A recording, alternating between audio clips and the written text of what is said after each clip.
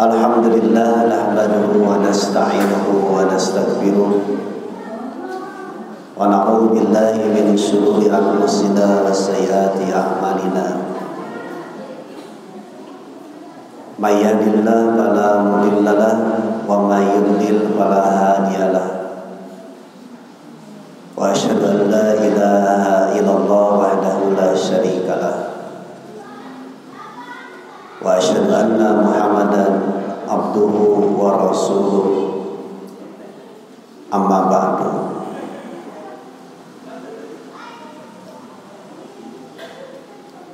Ikhwatul iman, jamaah pengajian, wabil khusus jamaah yang berada di Masjid Al-Haq, tepatnya di Jalan Adipati Agung, Balai Endah, Kabupaten Bandung, dan juga jamaah Dialog Islam dimanapun berada yang menyimak melalui live streaming di channel YouTube Dialog Islam TV dan juga nanti di YouTube Dakwah Persatuan Islam. Alhamdulillah pada malam ini dengan izin dan takdir Allah Subhanahu wa taala,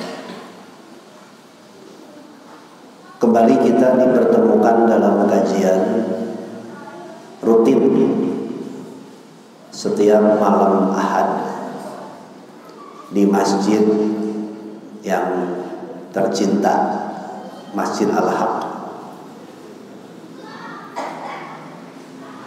dengan tujuan untuk mencari ridho Allah. Ridho artinya kepuasan Allah, bukan mencari kepuasan manusia. Ridho itu artinya rela menerima untuk diatur oleh aturan Allah, kemudian merasa puas karena jelas melalui kajian malam Ahad dan malam-malam yang lain, di tengah-tengah tantangan dakwah yang semakin hari semakin berat. Kalau tidak disampaikan, kita termasuk pengkhianat ilmu. Kalau tidak diamalkan, maka akan hilang ajaran Islam itu. Tapi kalau disampaikan dan diamalkan, taubahnya seperti memegang bara api. Bara api itu dipegang panas, kalau tidak dipegang hangus atau mati. Kenapa saya sampaikan? Karena kita hidup di bawah pemerintahan yang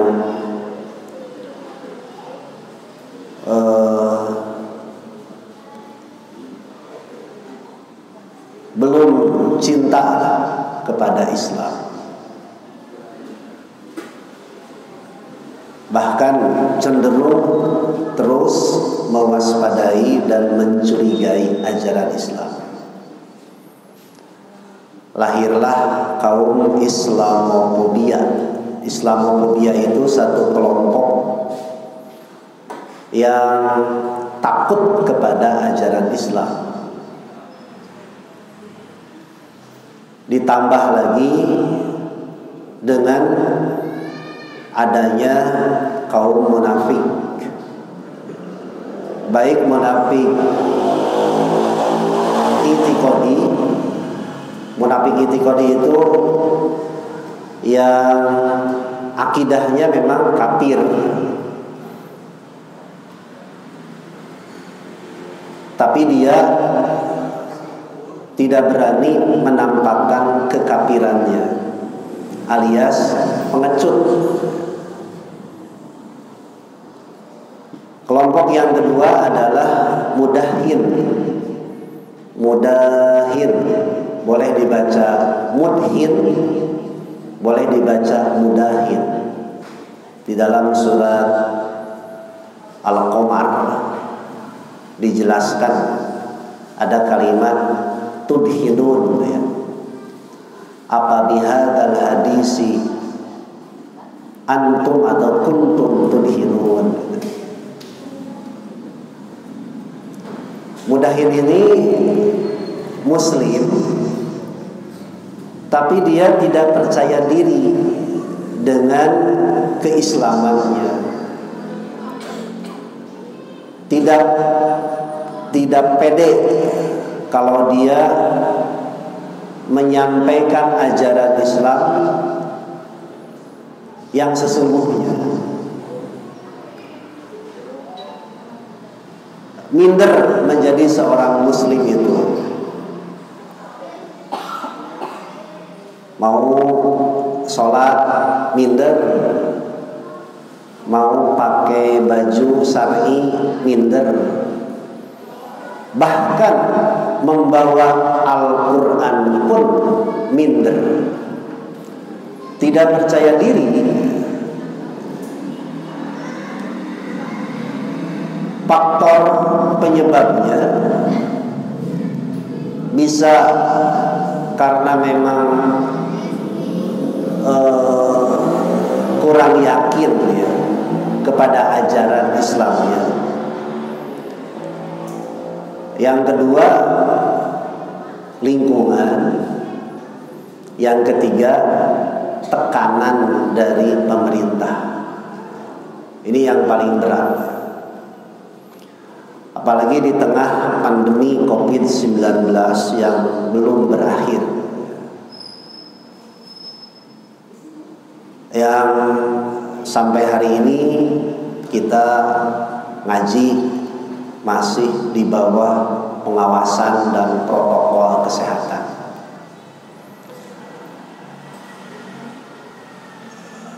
Jadi saya pun ngomong harus hati-hati,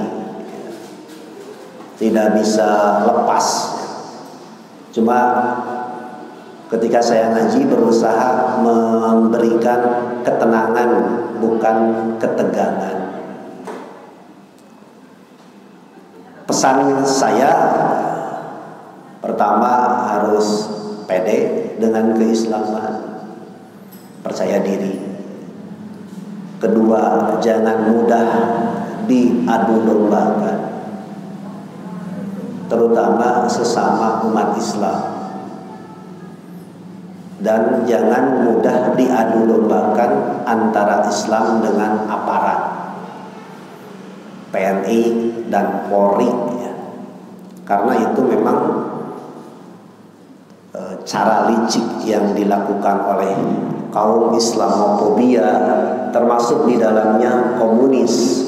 Jadi kalau ada keributan, ketegangan, adu domba, umat Islam dipecah-pecah, dipetak-petak, bahkan diadu-adukan, itu ulah kerja kaum komunis yang kerjasama dengan kaum Yahudi dan Syiah.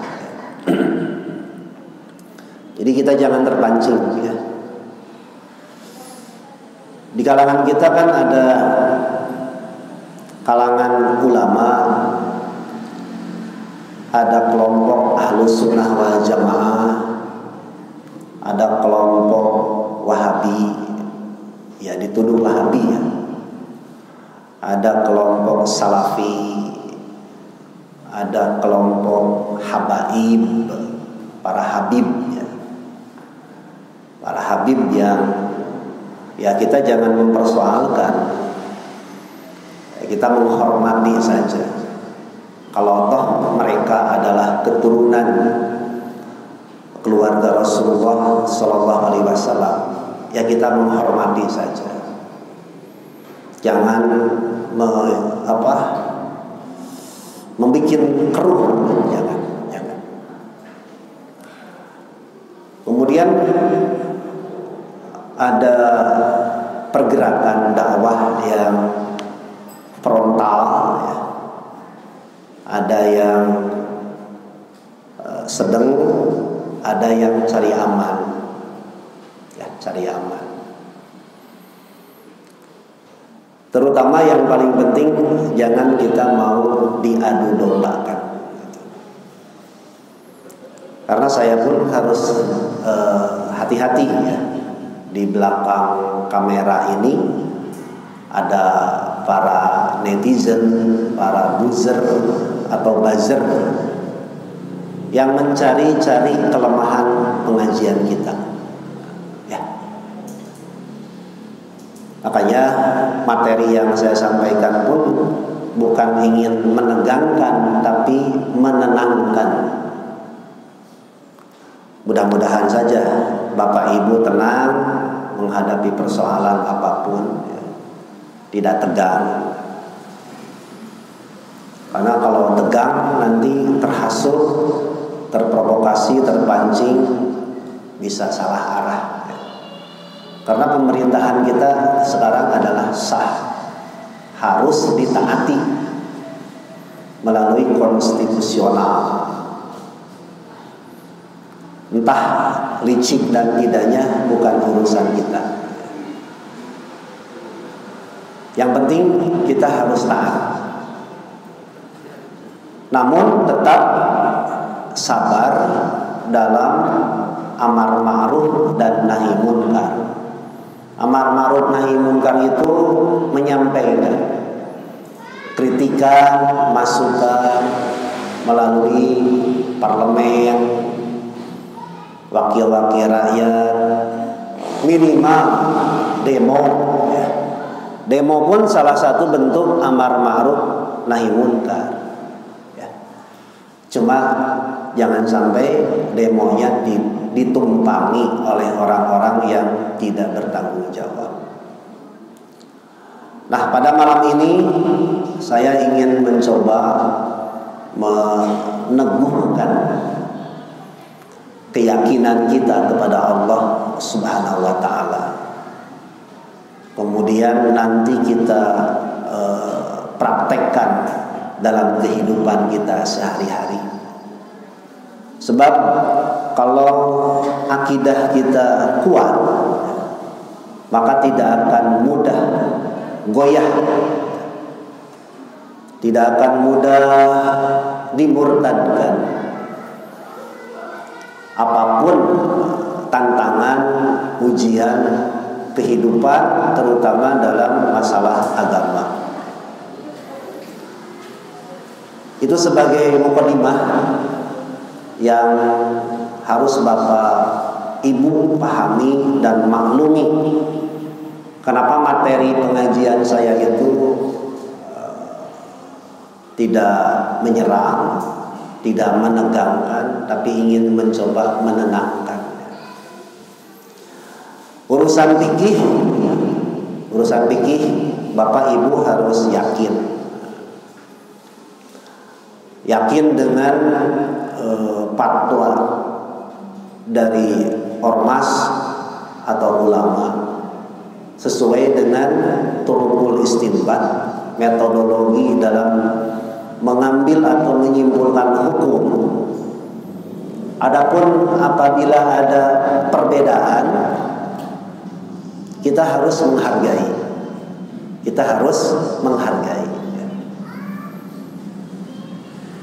Sepanjang itu ada dalil dan keterangannya. Jadi dakwah sekarang itu bagaimana saya menyampaikan dakwah bil hikmah, ilmu yang mendorong kita mau beramal. Itu namanya hikmah. Jadi bukan sekedar ngaji itu wawasan, pengetahuan, bukan. Tapi bagaimana cara mengamalkannya. Nah, itu yang paling penting. Nah, oleh karena itu pada malam ini kita akan melanjutkan kajian tentang Asmaul Husna yang dianggap oleh sebagian orang tidak mungkin kita bisa memahami Asmaul Husna, nama-nama Allah yang baik itu dengan sempurna. Padahal Allah menyuruh kepada kita untuk mengenal nama-nama dan sifat-sifat Allah itu. Nah, kalau kita kenal Allah, kenal nama-nama dan sifat-sifatnya, lalu diajarkan kepada anak-anak kita, sehingga anak kita pun menjadi kuat. Jadi jangan sampai anak kita itu bertanya siapa Allah itu, lalu ibu bapaknya tidak bisa menjawab. Kemudian kalau ada anak kita bertanya di mana Allah itu, lalu kenapa kita harus menyembah Allah? Pertanyaan terakhir kemarin, apa bedanya orang yang tawaf mengelilingi Ka'bah dengan penyembah batu dan benda-benda yang lain? Bukankah mereka yang tawaf menyembah Ka'bah, gitu ya? Kan yang kita tawaf itu mengelilingi Ka'bah, ya. Karena itu ada anggapan bahwa umat Islam menyembah batu. Lalu apa bedanya dengan para penyembah berhala, Lata, Uzza, pepohonan dan sebagainya? Nah, ketika anak itu bertanya kepada orang tuanya, maka orang tuanya harus bisa menjawab.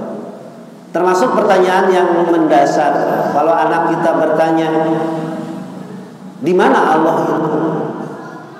Ibu jangan menjawab Allah itu ada di mana-mana. Ini nampaknya terlalu kenceng ya. Kalau ibu nanti ditanya oleh anaknya, di mana Allah itu? Ibu jangan menjawab Allah itu ada di mana-mana. Tapi yang harus ibu jawab adalah Allah itu ada di atas arasy. Itu saja. Nanti timbul lagi pertanyaan, di mana di atas arasy itu? Nah, di atas langit ada langit, terus itu ada arasy. Di Sidratul Muntaha, di atas langit ketujuh. Nah, jadi kalau ibu dan bapak menjawab Allah itu ada di mana-mana, nanti anak kita nyusul. Kalau ibu lagi di WC, berarti Allah pun ada di WC. Gimana nanti menjawabnya? Nah itu ya. Pertanyaan mendasar saja. Ini ada anak kita yang hadir sekarang, anak kecil ya. Anak-anak kita ini hadir. Kalau pertanyaannya nanti kepada bapak, di mana Allah itu? Bapak harus menjawab Allah itu di atas arasy. Di mana di atas arasy itu? Di langit ketujuh, di Sidratul Muntaha. Lalu arasy itu apa? Singgasana. Allah itu duduk di atas kursi seperti saya begini, andegleng gitu, bari tumpang kaki. Ngabaheuhai, tahu ngabaheuhai? Ya, ningalikeun ibu begitu. Nah, itu kan tidak bisa dirasionalkan. Jadi kan nanti kalau anak ibu bertanya nih, di mana arasy itu apa? Kekuasaan Allah. Bagaimana kekuasaan Allah itu? Nah, baru bapak ibu mengatakan ibu tidak tahu apa-apa. Yang penting Allah itu berkuasa, bersemayam di atas arasy. Lalu bagaimana cara menerangkannya lagi? Kita dimanapun berada, terang-terangan atau sembunyi-sembunyi, Allah melihat, Allah mendengar. Gitu. Ya. Tidak ada tempat yang tersembunyi di pandangan Allah. Bahkan baru rencana terbersit dalam hati, terbayang dalam pikiran, Allah itu tahu. Nah, ajaran ini kan harus disampaikan kepada anak, ya, harus disampaikan, sehingga dia menjadi manusia yang beriman, kemudian merasa aman, lalu merasa nyaman, karena dia menyembah kepada penguasa yang memberikan keamanan dan kenyamanan. Itu kan mukmin. Mukmin itu berasal dari kata amina, ya'manu, amnan, artinya iman. Aman, tumaninah, tenang. Ini kan. Nah, berarti kalau kita hidup gelisah, risau dan sebagainya, imannya belum benar. Gitu. Nah, kita coba. Saya diambil dalam kitab tafsir Asmaul Husna yang disusun oleh Imam As-Sa'di. Cuma saya tidak menerjemahkan. Kita mengenal Allah, Ibu ya. Kalau Ibu yang sudah mengenal Allah dari orang tua dan gurunya, mudah-mudahan tambah yakin. Siapa Allah itu? Berasal dari kalimat ilah, al-ilah. Lihat Bu, ilah, Allah, al-ahad, al-a'la, dan seterusnya. Kita akan coba bahas satu persatu. Imam As-Sa'di mengatakan al-ilah huwa al-jami. Kalau ada yang bertanya, Ustaz dibacanya al-jami'u, al-jami'a, al-jami'u li jami'i sifatil kamal wa nu'util jalal. Apa artinya? Ilah itu adalah yang meliputi, yang mengumpulkan, yang mencakup seluruh sifat-sifat kesempurnaan dan kemuliaan. Namanya al-ilah. Termasuk di dalamnya nama-nama Allah yang terbaik. Kemudian, siapa Allah itu? Allah itu asalnya al-ilah. Nama Allah artinya mencakup seluruh nama-nama dan sifat-sifat Allah yang baik dan tinggi. Gitu ya. Siap. Paham ya? Ilah. Allah berasal dari ilah. Siap. Lanjut. Allahu huwa al-ma'lum al-ma'bud. Kalau terlalu panjang membacanya, saya akan terjemahkan langsung. Allah itu adalah al-ma'lum yang disembah, al-ma'bud yang diibadahi, dzul uluhiyah yang memiliki sifat-sifat ketuhanan yang sangat sempurna. Yang sangat sempurna. Lanjut. Kemudian Allah itu siapa? Yang wajib diibadahi satu-satunya, yang wajib disanjung, dipuji satu-satunya, yang wajib disyukuri, yang maha besar, yang maha suci, memiliki kemuliaan yang tidak dimiliki oleh makhluk. Berat ya punya. Berat hampang yang ngaji teh. Hampang, insya Allah. Baik. Jadi nama Allah itu adalah yang meliputi, mencakup, mengumpulkan sifat-sifat yang terbaik. Nah, perhatikan.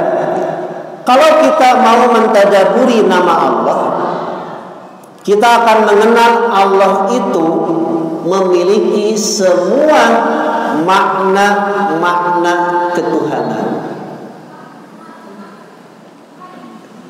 Apa makna-makna ketuhanan itu? Satu, kesempurnaan sifat. Dua, menyendiri, tidak ada bandingannya, tidak ada pembagian, tidak ada sekutu, hanya Allah.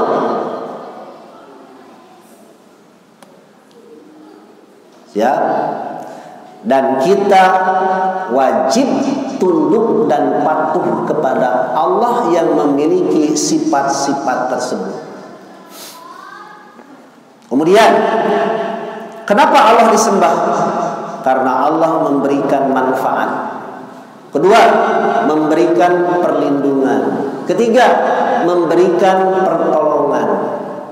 Keempat, menghilangkan bahaya, malapetaka, penyakit, masalah, itu dihilangkan oleh siapa? Oleh Allah. Jadi Bapak Ibu ajarkan kepada anak, jangan anak itu punya anggapan yang memberi makan, memberi minum, mendidik, mengatur, itu orang tuanya. Tetapi yang mendidik, mengatur, memberi makan, mengurus adalah Allah. Dengan bahasa yang sederhana begini, nah, kamu bisa hidup, bisa makan, bisa sekolah, itu berkat Allah, bukan berkat mama, bukan berkat papa.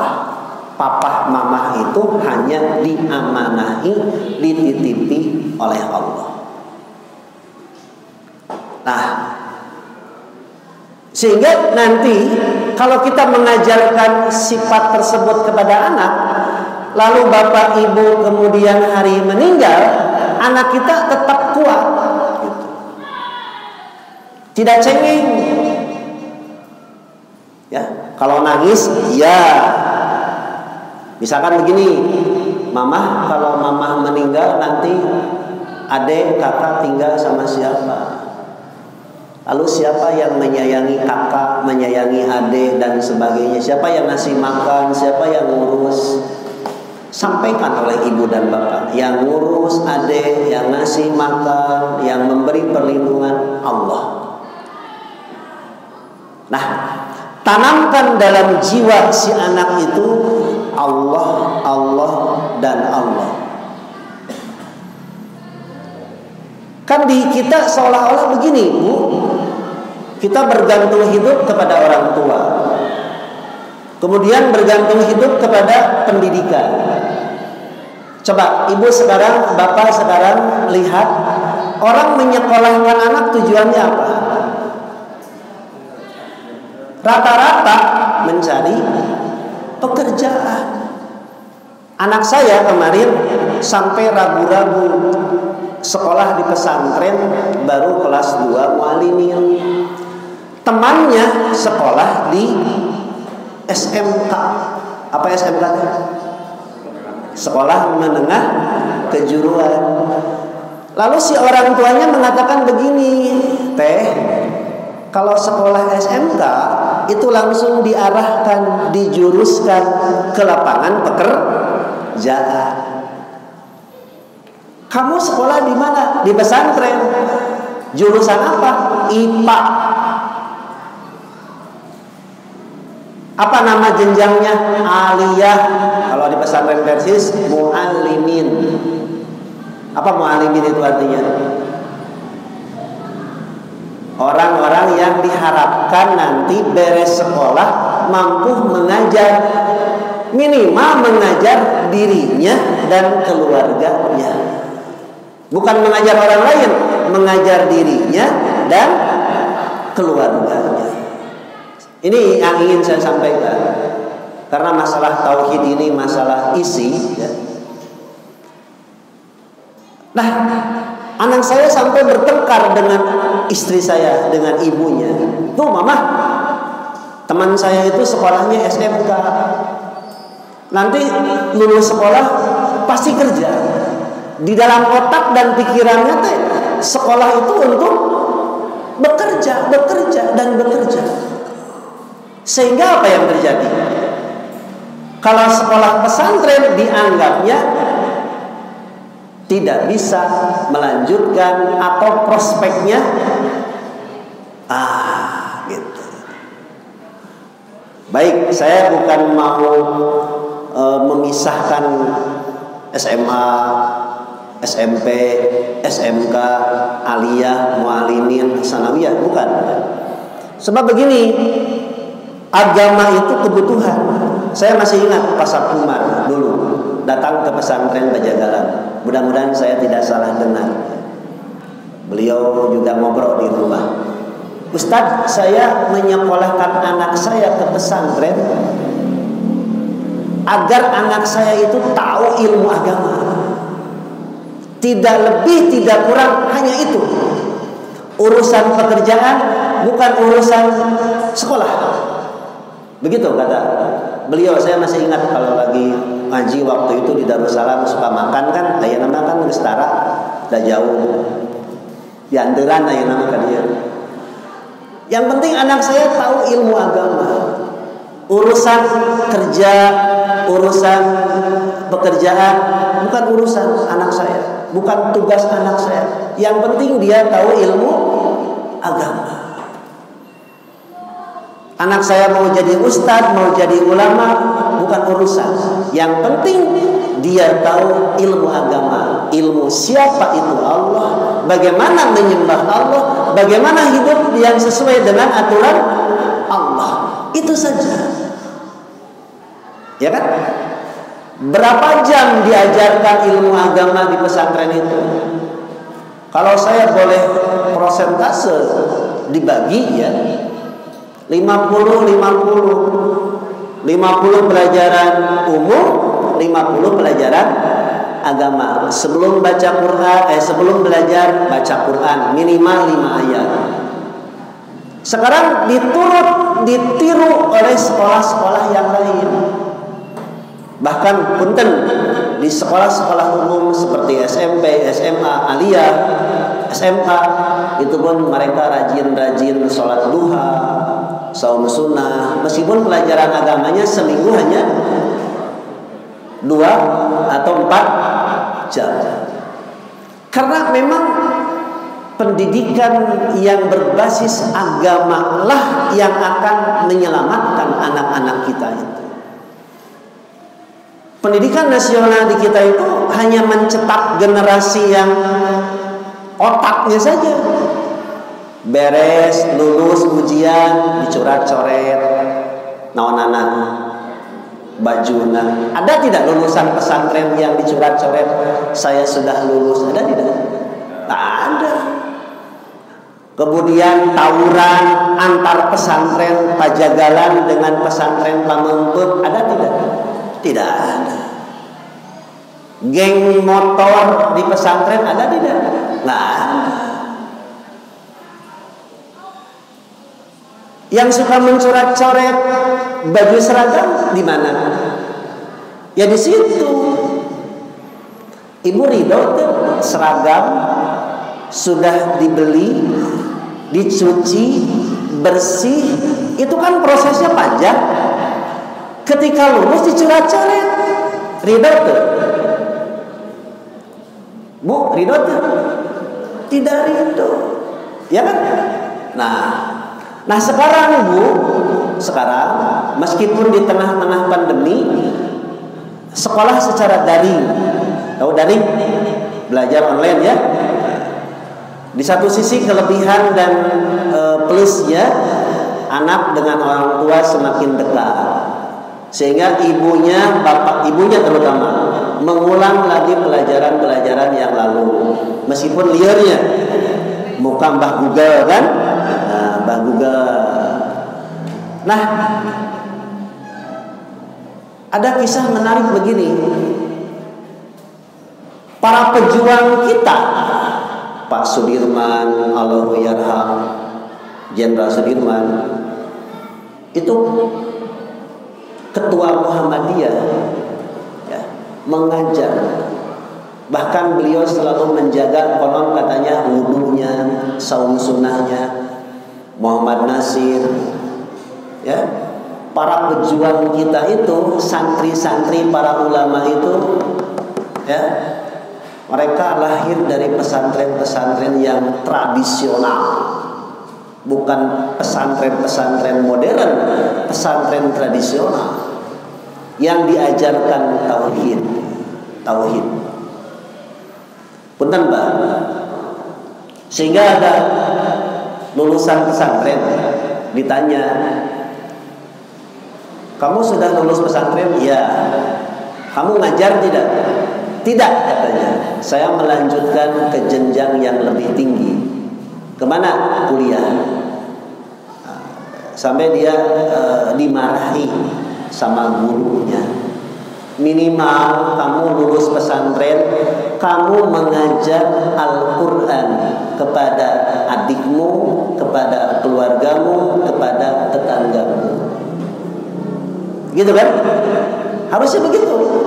Meskipun bukan seperti ustadz di mimbar, ya, kan tidak semua orang bawa bakat dan minat yang sama.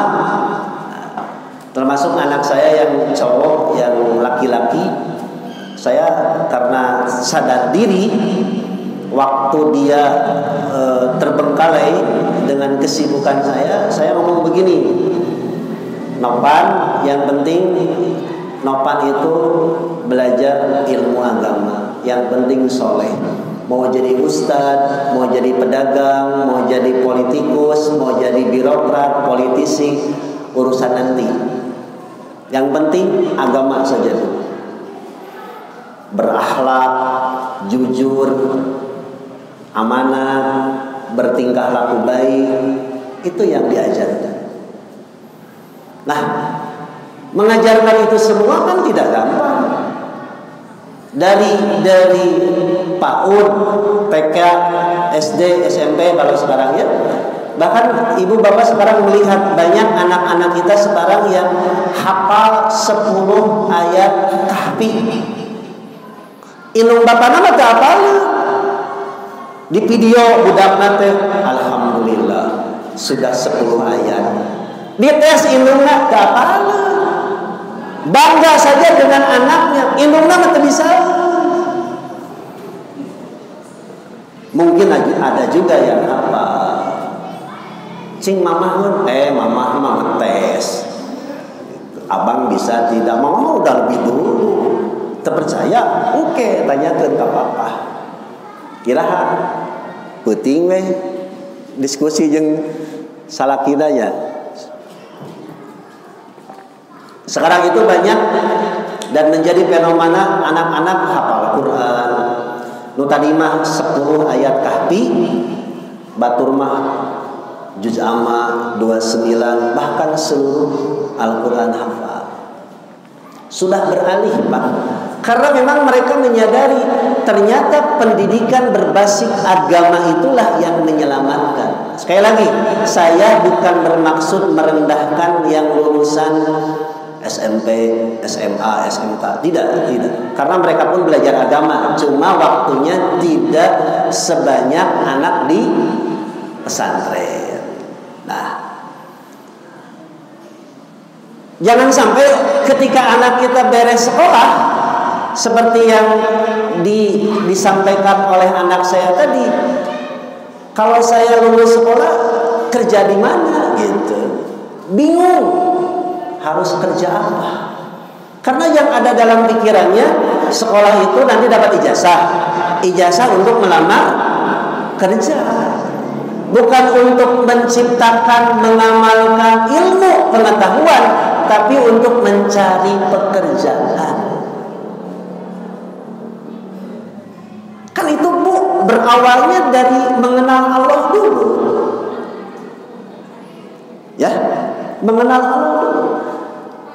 Bahkan orang-orang soleh akan mengatakan begini, kalau ibu naik mobil ya, mobil apapun, mau keluaran sekarang, mau keluaran jadwal, kalau orang soleh ditanya itu mobil siapa, dia akan menjawab hadza lillahi lillahi indi. Kalau orang soleh menjawabnya begitu. Ini adalah milik Allah yang diamanahkan kepada saya. Enggak ngomong begini, Bu. Oh, ini nu mama, ini nu papa, ini nu kakak, ini nu adik. Tidak begitu. Allah selalu dilibatkan. Kenapa selalu dilibatkan? Andai kata Allah mengambil miliknya, kita tidak kecewa. Mohon maaf, ibu ya teh putra saha? Putra ibu. Tapi dalam hati mengatakan ini amanah dari Allah. Masih bagus. Masih bagus. Seperti kita minum obat. Bismillahirrahmanirrahim. Alhamdulillah, dengan minum obat ini hilanglah, meredalah penyakit saya. Siapa yang menyembuhkan? Allah. Obat itu perantara. Siapa yang menyembuhkan? Allah. Yang memberi obat? Allah. Fungsi dokter menyampaikan obat itu pun dugaan. Dugaan itu sangkaan. Coba dosisnya 250 mili, tidak mempan 500 mili, tidak mempan juga 1000 mili. Artinya kan dokter pun tidak tahu. Hanya dugaan. Hakikatnya yang menyembuhkan itu adalah Allah.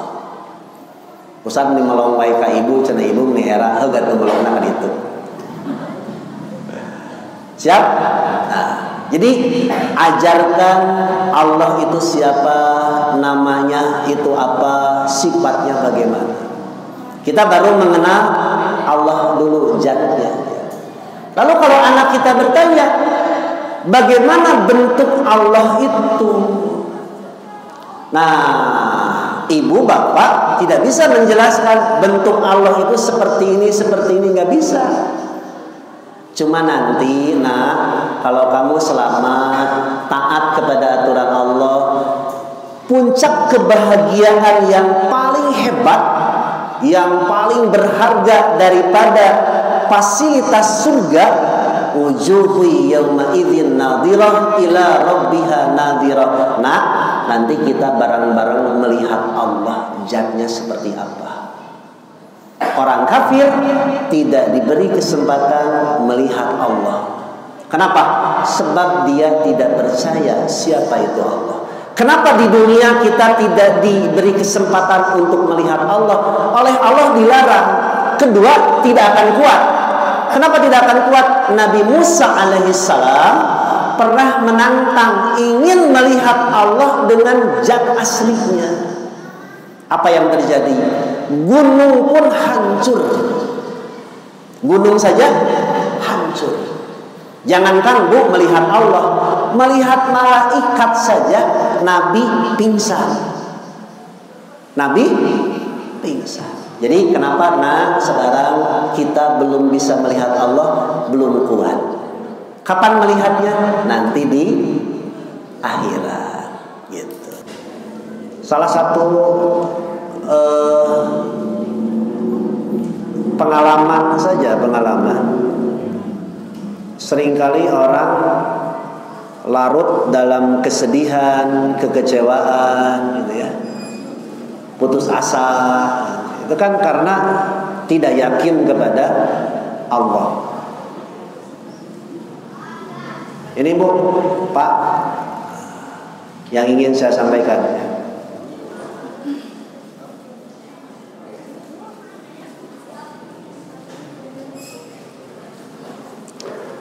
Siapapun di dunia ini,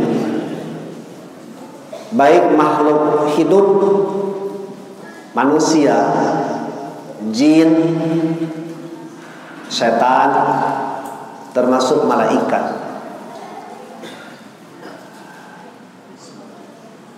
tidak memiliki manfaat, tidak bisa memberikan bahaya, tidak bisa memberikan kehidupan, tidak bisa menghidupkan, tidak bisa mematikan, dan tidak bisa mengumpulkan kecuali hanya Allah. Nah, untuk memahami ini atau untuk meyakinkan bahwa Allah lah yang memberikan manfaat, Allah yang menghidupkan, Allah yang mematikan, dan Allah yang mengumpulkan, itu tidak mudah. Buktinya ada orang yang larut dalam kekecewaan. Contoh, ketika ditinggal mati oleh suaminya, atau oleh istrinya, atau oleh anaknya, itu larut dalam kesedihan. Bahkan sering menyalahkan ini dan itu. Baik, saya kemarin ya diulang lagi. Tas saya hilang, Bu. Isinya handphone. Mau beja-beja, iPhone 7s namanya. Uang 5 juta untuk bayar upah. KTP suami istri, SIM C, SIM A. Minyak wangi, dolar sedikit dan real sedikit. Yang ya receh lah, 10 dolar, 2 dolar, 10 real. Sisa umroh gitu ya. Disimpan di tas pinggang. Biasanya tas pinggang itu disimpannya kan di sini. Nah, pada ahad pertama saya nyuruh istri, "Mah, tolong tasnya masukkan ke tas besar di motor RE King saya itu." Dimasukkan saja. Malam jam 3 berangkat dari Rancamanyar menuju Cigaditri, Kinagara. Jam 3 saya bangun jam 2, setengah 3 mandi karena sudah biasa ya. Pengajiannya kan subuh, tapi prosesnya panjang. Nah, nanti malam nanti subuh saya ke Antapani. Berangkatnya sama jam 3. Cuma untuk nanti subuh saya mungkin naik mobil karena dijemput. Begini, Bu.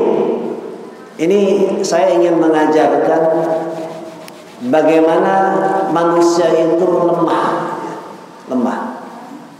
Bukan saya ingin dikasihani, bukan. Sampai sekarang alhamdulillah uang yang hilang 5 juta, handphone, KTP, SIM sudah diurus. Kemudian saya pun diberi HP yang baru. Mau ada beja-beja, lanjut nama. iPhone 8, mau ada beja-beja ya. Kenapa Ustaz senang pakai iPhone? Karena ada aplikasi hadis yang tidak ada di Android. Kedua, tidak terlalu banyak iklan. Kalau Android kan iklannya banyak ya. Kalau iPhone tidak. Bukan gagayaan, Bu, saya pakai iPhone itu. Ada aplikasi hadis tafsir yang enakeun. Kalau saya lupa bawa laptop ini, ada di handphone data-datanya. Baik, saya ingin mengajarkan kepada ibu dan bapak. Ketika saya berangkat dari rumah jam 3 dengan kecepatan yang biasa, tidak terlalu kencang, biasa aja karena jam 3 kan, naik RE King yang jet darat itu. Biasa, palinglah 60 km per jam. Rancamanyar, jembatan, Cisirung, Dayakolot, Bojongkoneng, Cikoneng, Ciorai, sampai ke Cigaditri. Nyampe ke masjid setengah 4. Sudah ada marbot pengurus masjid. Pasti yang saya buka itu tas. Di tengah jalan saya merasa tas ini sletingnya tidak rapat di punggung saya itu. Jalan aja, wah ini sletingnya nggak rapat. Tapi tidak terasa tas pinggang itu jatuh. Nyampe di masjid saya buka tas, sudah tidak ada. Langsung saya mengatakan innalillahi wa inna ilaihi raji'un. Allahumma ajirni fi musibati wa hlul li khairat minha. Langsung berdoa begitu. Masih ada waktu sebenarnya setengah jam. Saya bisa kembali menelusuri jejak-jejak perjalanan saya itu. Tapi Allah menakdirkan saya tidak mau, karena saya tujuannya mau ngaji, ya. Kemudian ada harapan istri saya lupa. Istri saya lupa tidak tidak menyimpan tas, gitu aja. Saya WA ke tetangga, kebetulan tetangganya wan-wan belum bangun, maklum 3:30 atuh. Dalam hudang mah pasti ngajawab gitu. Buktina can hudang teu ngajawab. Tapi teu naon. Sudah saja. Tapi masih ada harapan, saya sholat berjamaah, saya ngaji, biasa aja. Beres ngaji saya nanya ke Aferi, Pahmi juga ada. Mi, kumaha jawabanana? Teu aya cenah Ustad, teteh di bumi teu aya. Oh, kalau begitu tas itu jatuh. Baik. Saya menerima. Oke, saya terima, berdoa sudah, saya yakin ini diambil oleh Allah. Yakin Allah akan mengganti dengan yang lebih baik. Saya laporan, bikin grup, bikin status, kemudian di-share di grup di handphone darurat punya anak saya. Di-share, disebar. Kemudian tiba-tiba ada yang SMS, Ustad, ke adik saya, ke Pipi. Betul kehilangan tas? Iya. Di mana posisi sekarang? Di Cikalong, mau ke Purwakarta, mau muat barang. Kemudian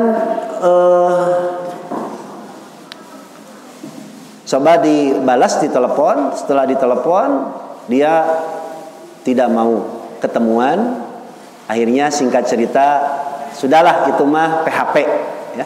Dan ternyata di kemudian hari modus pura-pura menemukan barang, tas dan sebagainya, ternyata tidak, ya. Baik. Esok harinya laporan ke polisi. Polisi kehilangan ini dan sebagainya, di-share di medsos dan sebagainya. Sampai minggu sekarang terakhir saya lacak handphonenya ada di Leuwi Anyar, daerah Leuwi Panjang, dan sudah di reset. Di reset itu dikembalikan ulang, sudah di flash. Kalau dalam istilah dunia handphone itu sudah dikembalikan ke setelan pabrik. Ternyata kodenya mungkin terbuka, kode handphonenya, karena posisi handphonenya tidak aktif, nomornya memang tidak ada kuota, tapi ada pulsaan. Cuma saya tidak malas membeli kuota karena di rumah ada wifi, di tempat ngaji juga ada wifi, gitu ya. Termasuk sekarang saya tidak menggunakan kuota. Begini Bu, ketika saya pulang ke rumah, istri saya ngomong begini, Pak, Mama perasaan tidak ingat nyimpen tas kecil di tas besar, gitu. Terus anak saya menjawab, Mah, tas apa itu? Tas bapak maksudnya, karena saya panggilan akrabnya apa. Oleh teteh dipindahin dari kursi ini ke kursi ini. Dan saya ingat betul, yang naruh tas istri saya. Saya tidak menyalahkan istri saya, tidak menyalahkan siapapun.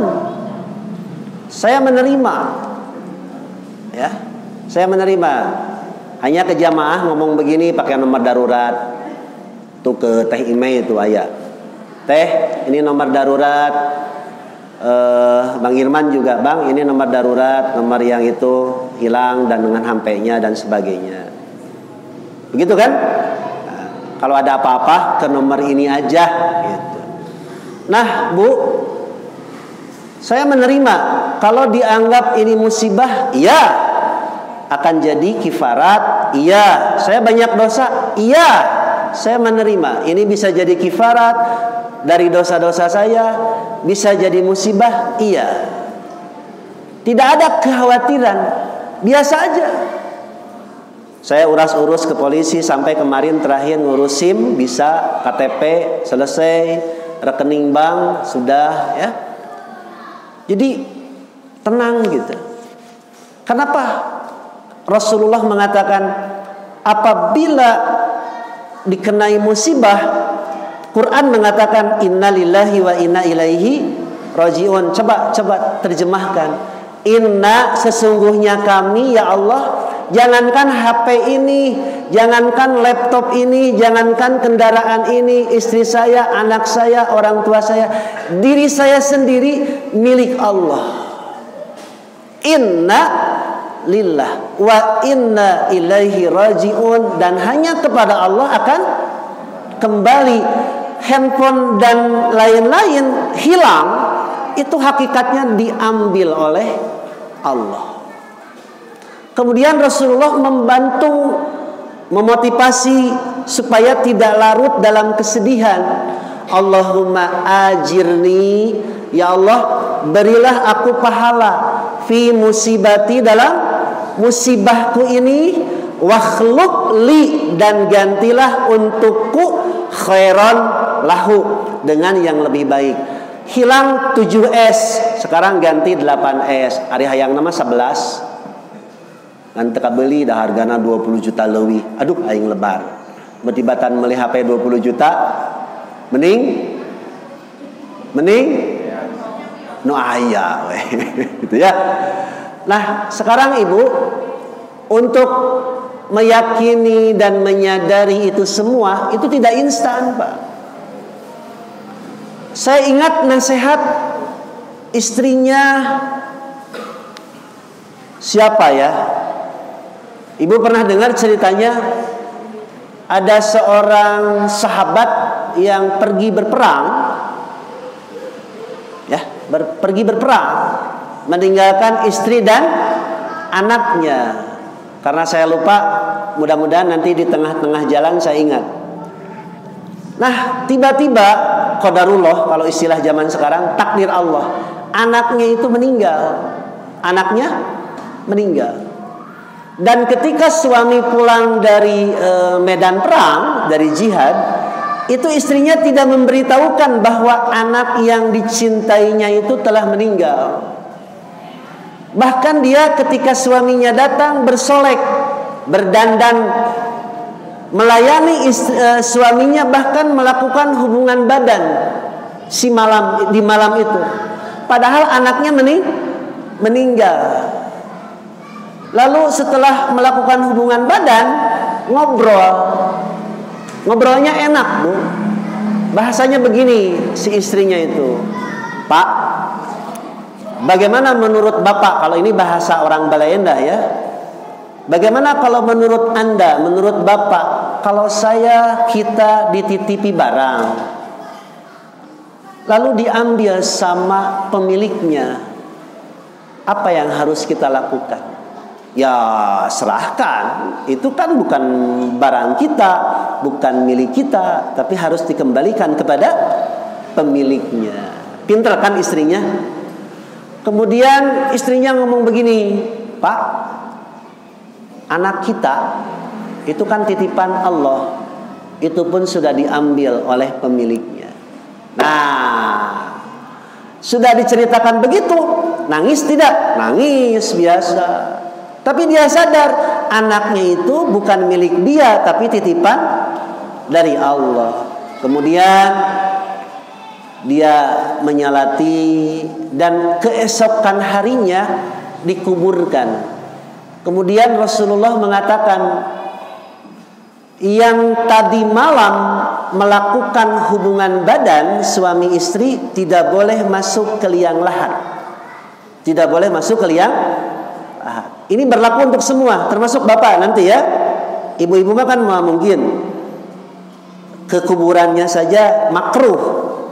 Bukan tidak boleh mengantarkan jenazah, tapi makruh. Walam yu'zam alaina, begitu kata Ummu Atiyah. Tidak diharamkan secara keras, tetapi antisipasi. Buat apa perempuan mengantar jenazah ke kuburan kalau hanya sekedar ingin meratap? Dan lagian juga nanti perempuan tidak akan masuk ke liang lahat. Nah, itu berlaku sampai sekarang. Suami laki-laki yang malamnya melakukan hubungan badan itu tidak boleh masuk ke liang lahat. Dan ternyata bapak dari anak atau si mayit itu sendiri ternyata yang melakukan hubungan badan. Dia mengatakan begini, saya Rasulullah, saya tidak bisa masuk ke liang lahat karena semalam saya melakukan hubungan badan. Diketahuinya pada keesokan harinya. Baik, yang ingin saya sampaikan kepada Bapak Ibu, kalau saya mah tadi handphone, uang dan lain-lain, ini mah justru anak yang sangat disayanginya. Nah, untuk menyadari kemudian tidak larut dalam kesedihan, itu kan tidak mudah. Rata-rata kan ibu nangis tidak kalau ditinggal mati? Nangis, wajar tidak? Wajar. Pernah saya sampaikan, jangan lebih dari 3 hari. Kalau lebih dari 3 hari, berarti bapak dan ibu tidak menerima takdir. Nah, umpamanya saya nih, coba kalau Ustadz teliti dong. Coba kalau naik mobil dong. Coba kalau ditaruhnya di pinggang, sudah tahu tas pinggang disimpan di box. Nah, kalau saya menyalahkan itu dan ini, berarti saya tidak menerima takdir. Paham? Bapak ibu sudah berangkat dari rumah, lihat Google Map, jalan Dayakolot itu lancar di Google Map, hijau ya, bukan merah tapi hijau. Di luar dugaan hujan turun deras dan menyebabkan macet. Di Google Map jadi merah. Lihat status WA orang lain, jalan Bojong Soang lancar. Lalu istrinya ngomong begini, coba papa kalau tadi jalan Bojong Soang, kita tidak akan kemacetan seperti ini. Itu berarti tidak beriman kepada takdir. Makanya Rasulullah mengatakan, jangan berbicara seandainya. Kalau sudah terjadi, terima. Andaikan sudah terjadi, diterima, tinggal dievaluasi, tinggal diintrospeksi, ada apa? Kelalaian, keteledoran dan sebagainya. Gitu ya. Ini kan berat, Bu. Takdir kepada yang baik dan takdir kepada yang buruk itu imannya disimpan pada poin ke-6. Iman kepada Allah, iman kepada malaikat, iman kepada kitab, iman kepada nabi dan rasul, iman kepada kiamat, iman kepada takdir yang baik dan takdir yang buruk. Berat, Pak. Sulit itu.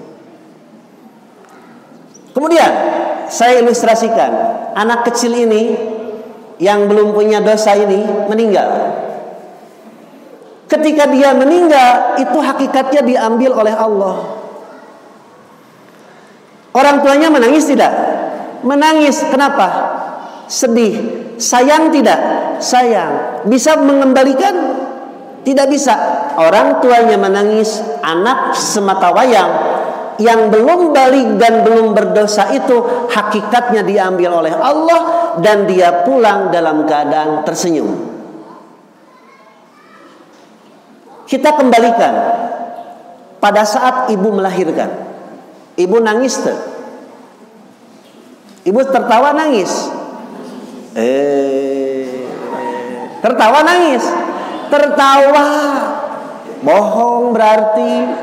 Ketika bayi itu lahir, baik disesar ataupun normal, dan bayi kita ini sehat, selamat, kemudian dilihat ujung-ujung jarinya lengkap, semua anggota tubuhnya lengkap, bayinya menangis, tertawa.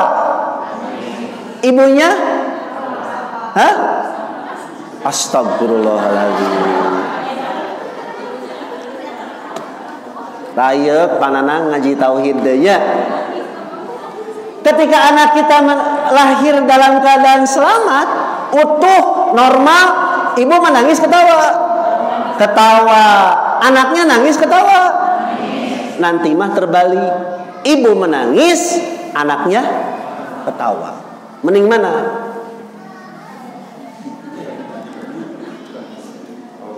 Yang lebih parah adalah ketika seseorang meninggal tidak ditangisi oleh bumi dan langit. Bahkan ada cerita nanti dalam hadis, ada seseorang yang ditolak oleh bumi. Jadi ketika dimasukkan ke liang lahat itu tidak mau. Si bumi ini menolak, tidak mau menerima jasadnya. Jadi si bumi pun tidak mau menerima. Jadi bukan cerita wayang Sang Hyang Rancasan, Kang Nanang. Pernah dengar cerita Sang Hyang Rancasan? Itu kan tidak diterima oleh bumi, jadi maratayangan, ya kan? Nah, itu betul-betul kisah nyata. Masih mending kalau anak kita meninggal, belum balik, belum berdosa, dia pulang kepada Allah dalam keadaan tertawa, meskipun orang tuanya menangis. Boleh menangis. Yang tidak boleh larut dalam tangisan atau meratap. Oke, lanjut. Terakhir, kita punya anak belum soleh sampai sekarang, susah disuruh sholat, susah diajak ngaji, bahkan asik dengan motornya, asik dengan teman-temannya, ngobrol dengan orang tuanya pun tidak mau, bahkan asik saja dengan dunianya. Sudah dikasih contoh oleh orang tuanya, bangun janari, tahajud, sholat subuh, status WA, disayang dan sebagainya, keinginan anaknya dipenuhi. Tapi sampai sekarang ibu dan bapaknya menangis karena anaknya belum soleh. Kalau kita tidak sadar, itu adalah milik Allah yang dititipkan kepada kita, kita akan ambek-ambekan. Pahitnya anak kita bisa jadi soleh ketika kita sudah meninggal. Itu pahitnya. Dan siap harus diterima, tanpa menyalahkan neneknya, kakeknya, lingkungannya. Tidak. Yang penting dievaluasi. Makanya tahanlah bapak dan ibu, menahan diri untuk mendoakan kejelekan kepada anak. Jangan sekali-kali. Kalaupun tidak tahan sampai menampar, langsung bapak istighfar, minta maaf kepada anaknya. Dan ini di lapangan tidak semudah teori. Saya tadi siang ya mendapatkan keluhan dari orang tua yang, mohon maaf ya, saya tidak sebutkan namanya, sudah berumah tangga, tinggal di rumah orang tuanya, dikasih fasilitas semua, tapi merasa diperlakukan tidak adil. Bahkan dia berani memukul ibunya, mengata-ngatai ibunya dengan kalimat kasar. Kancing coplok pun keluar, Bu. Ibunya menangis, bapaknya menangis. Ustadz, harus bagaimana saya tahan bapak ibu dari mendoakan anak yang jelek? Jangan. Bisa jadi anak kita itu solehnya ketika kita meninggal. Karena hakikatnya anak itu milik siapa? Dititipkan kepada siapa? Pada kita. Makanya bapak ibu masih ingat gak? Pak dulu waktu nikah, innakum akhadtumuhunna bi amanatillah. Pak Lili mengambil istrinya itu amanah dari Allah. Kalau amanah berarti dengan anaknya. Anak, istri, amanah. Wastahlaltum furujahunna bi kalimatillah. Menghalalkan farjunnya, kehormatannya dengan akad nikah. Kalimat sederhana, tetapi dalam praktek keseharian itu tidak gampang. Seringkali kita larut menyalahkan ini dan itu, bahkan kepada anak kita sendiri. Makanya tolong anak kita itu selain amanah membawa bakat dan minat masing-masing. Membawa bakat dan minat masing-masing. Tidak semua anak ustadz jadi ustadz. Tidak semua anak pedagang anaknya jadi tukang dagang. Dan itu harus diterima. Harus siap. Anaknya, bapaknya doktor, profesor, bisa jadi. anaknya belum tentu jadi profesor, jadi dokter, harus siap menerima. Karena hakikatnya dia amanah dari Allah. Itu yang ingin saya tegaskan gitu. Jadi ngaji tauhid ini memang berat gitu. Saya bisa ngomong begini, saya bisa menerima begini karena pernah mengalami masa-masa seperti itu. Ya, pernah. Ibaratnya beginilah, terakhir ya, sudah jam 8. Hayo tadi terakhir. Kalau bapak ibu pernah jatuh dari pohon kelapa, lalu bapak ibu selamat, kemudian di lain waktu jatuh lagi dari pohon jambu, sakit tidak? Tidak terlalu sakit, tidak seperti sakit jatuh dari pohon. Itu pengalaman namanya. Pengalaman adalah guru yang terbaik. Jadi bapak ibu harus siap. Siap anak kita nakal, siap anak kita baik, siap kaya, siap miskin, siap pintar, siap bodoh. Yang paling kaget adalah ketika kita tidak siap apa-apa. Ada orang yang belum siap kaya, dapat warisan banyak, mati, bingung, kudu kumaha ya harta. Itu makanya pantas saja Rasulullah mewariskan kepada anak itu adalah ilmu. Jangan sampai harta tapi tidak didampingi dengan ilmu. Banyak orang tua meninggalkan harta warisan yang banyak, perusahaan yang sudah maju hancur gara-gara anaknya tidak memiliki ilmu untuk mengelola perusahaan itu. Waspadalah, hati-hati. Bukan hanya harta yang diwariskan, tapi ilmu, terutama ilmu tentang Allah. Jangan sampai ibu bapak meninggal, anaknya ribut bertengkar gara-gara masalah warisan. Itu paling berat. Makanya kemarin kita tertunda ya masalah waris. Kata panitia, Ustadz nanti dipending dulu masalah warisan, geningan hese. Belum selesai kan? Ayat 7 sampai ayat 12 nyambung ke ayat 176. Ibu bapak nanti bisa paham kenapa perempuan dapat satu bagian, laki-laki harus dua. Hakikatnya laki-laki itu satu, perempuan itu dua. Apa buktinya? Bukankah nanti kalau anak laki-laki kita menikah, harta warisannya harus diberikan kepada siapa?